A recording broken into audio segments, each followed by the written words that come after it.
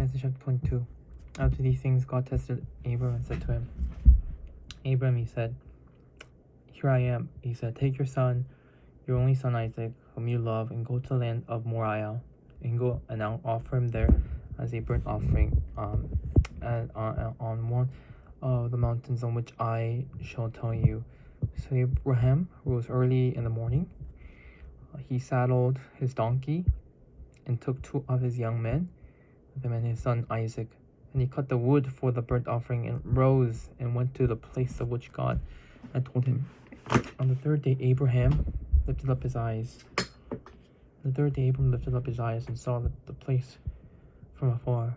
Then Abram said to his young man, Stay here with the donkey. I and the boy will go over there and worship, and come back again.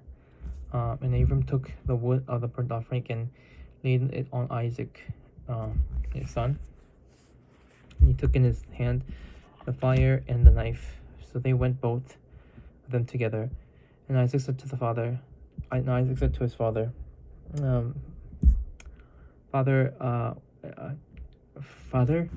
my father. And he said, Here am my son. He said, Behold, the fire and the wood, but where is the lamb for the burnt offering? Abraham said, God will provide for himself the lamb for a burnt offering, my son. So they went both of them together. When they came to the place of which God had told him, Abraham built the altar there and laid the wood in order, and bound Isaac his son and laid him on the altar on top of the wood. And Abraham reached out his hand and took the knife out to slaughter his own son. But the angel of the Lord called out from the heaven and said, Abraham, Abraham. And he said, Here I am. And the angel of the Lord said, Do not lay your hands on the boy or do anything to him, for now I know that you fear God, seeing that you have not withheld your son your only son from me.